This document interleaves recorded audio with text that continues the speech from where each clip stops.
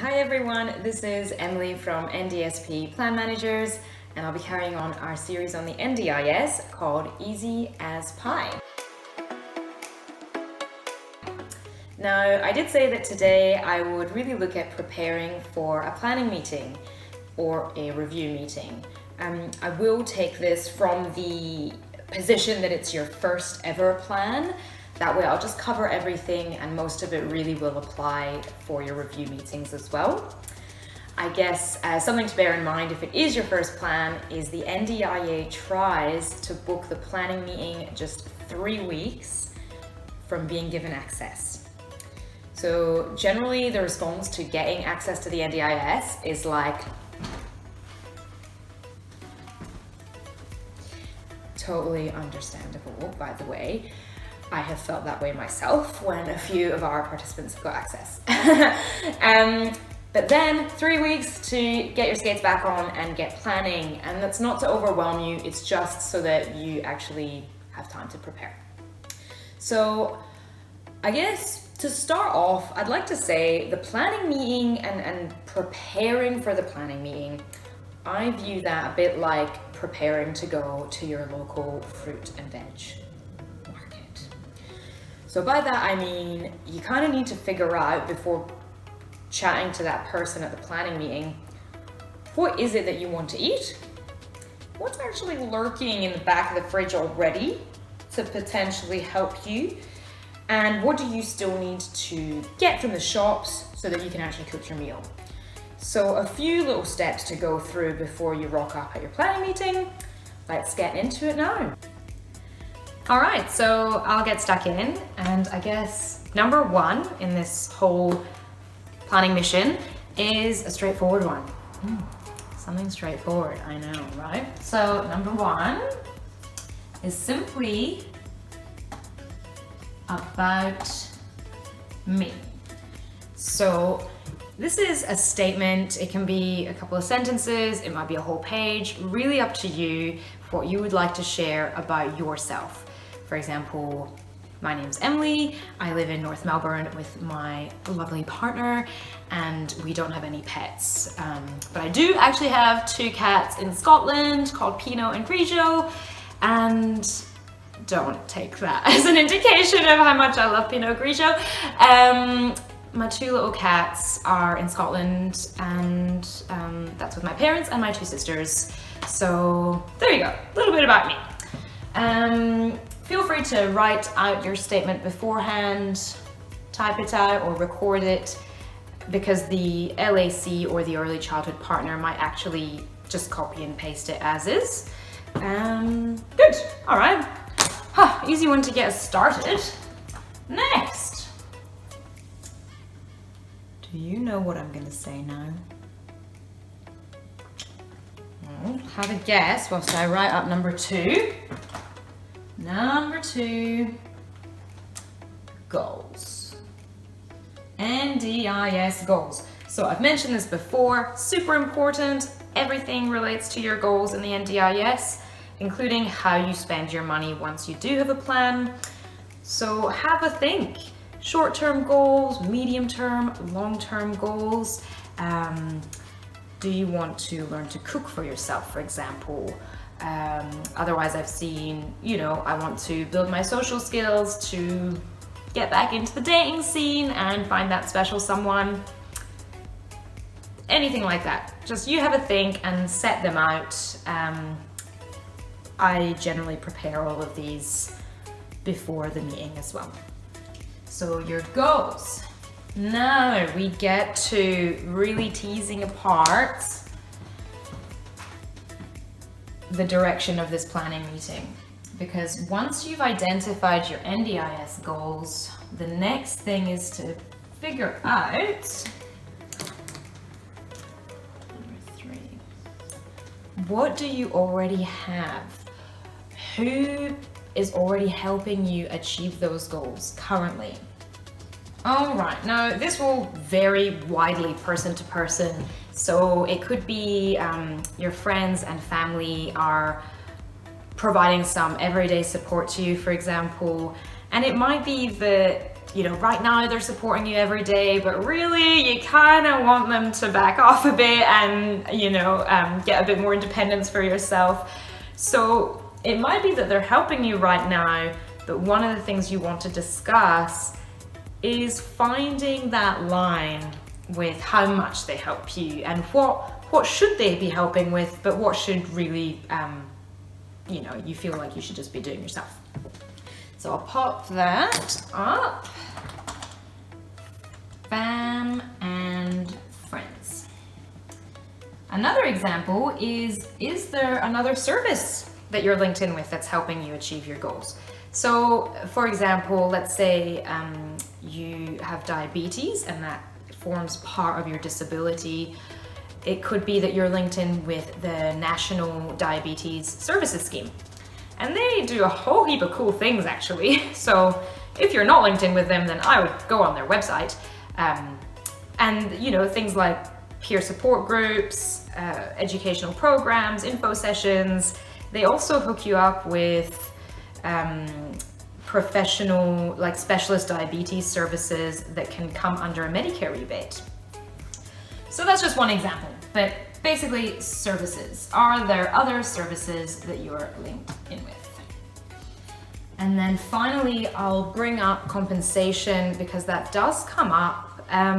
This might be, for example, if your disability is resulting from a road traffic accident.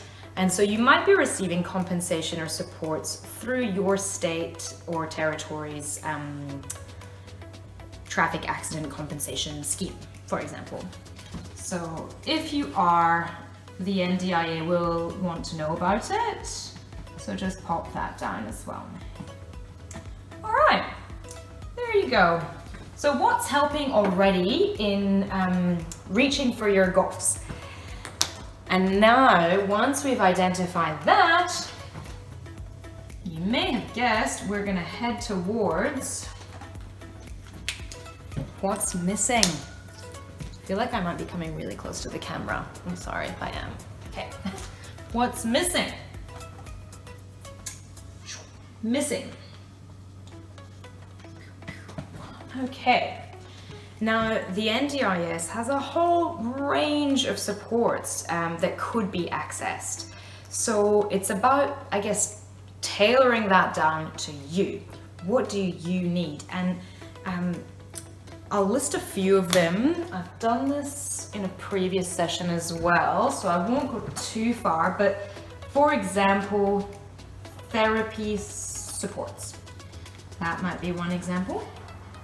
It could be low cost, off the shelf type things that you just need kind of on a day to day. So for example, we have participants who access a personal alarm service through their watch. That could be there. So low cost items. Might be a support worker. And it might be that larger equipment, home mods, the things that I've said before sit under capital. So I'll put large equipment plus home mods, etc. Now, I'm about to get the red pen out. Whew, this comes up a lot, so highlighting this. Some supports, such as therapy, also other capacity building supports, but I'll highlight therapy for now, and especially this category here, anything in capital, they need evidence. Okay, which unfortunately a lot of people don't know before they go in for their first plan. So,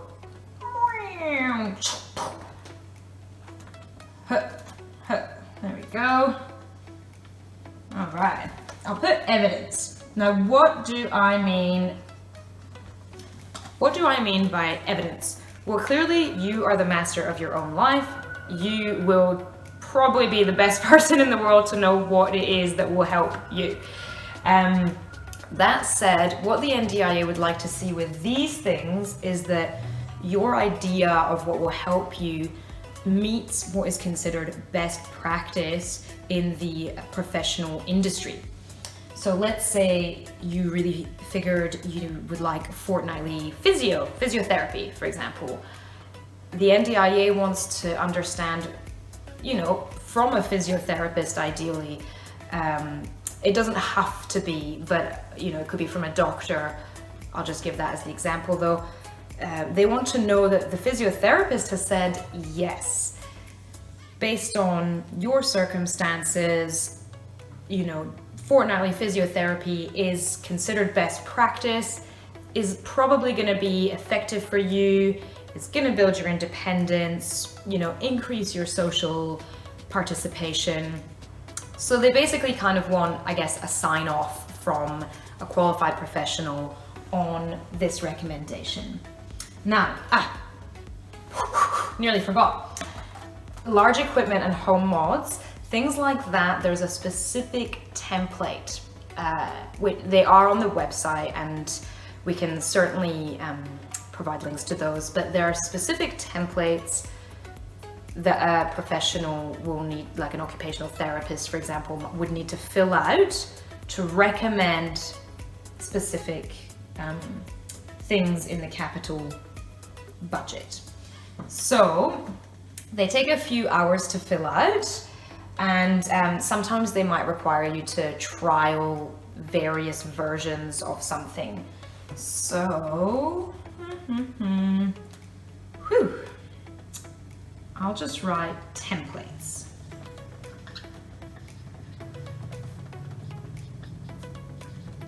If there is a template, use it. That's what I reckon. All right, so about you. What are your goals? How are you already working towards them? But what's really missing that you really need in order to achieve the goals? I'll just hook them up.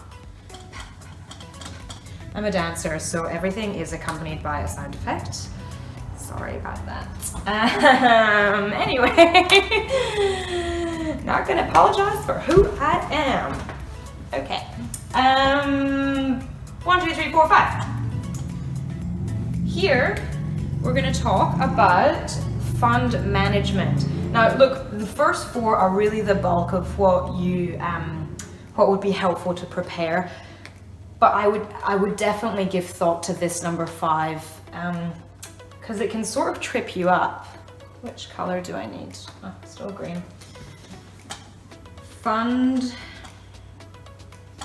management.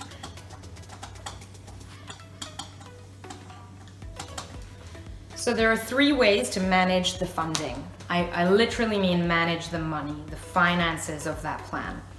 You've got NDIA managed, plan managed, self-managed. I will go through all those fully in a completely separate session.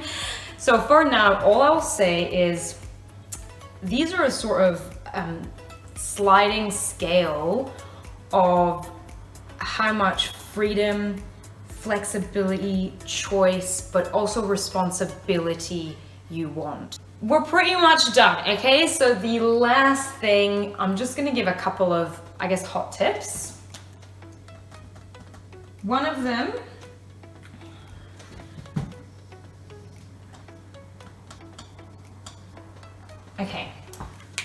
them is if you believe you'll be asking for transport funding and you'd be, eligible for transport funding, bring along your bank account details, because very often, unless you're wanting to plan manage it, the transport section is paid into your account. So that's really simple tip. Bank account. Oh gosh. Oh my goodness, I can't write anymore, sorry. Account details. And the second one is if there will be a nominee on the account, on the NDIS file, then bring along ID, 100 points of ID. What do I mean by a nominee? Ha ha ha! You thought I was going to forget to explain that bit, but no. There are two types of nominee. There's a correspondence nominee or a plan nominee. Correspondence nominee is someone who who has the authority to liaise with the NDIA, communicate with them, call them up, send letters, send emails, read letters and emails, you know, kind of receiving that communication in between the NDIA and the participant. Plan nominee is actually where the participant needs someone else to make decisions for them. So it could be, it's often a family member who would be, or a spouse, a partner that would be a plan nominee. And that's if that person basically has full authority to act as if they were the participant. So who will support you? Who do you want to cease service with a provider? How much do you want to pay? You know, all that kind of stuff. So that would be the plan nominee, has all of that. That would only be for someone who's 18 or over. If the participant is under 18, they automatically will get a child representative, and that is generally a parent or guardian who will, similar to the plan nominee, have all the decision-making authority, I guess, in terms of how the funding is spent. Okay, so that was my hot tips. Woo! Still with me? That's it.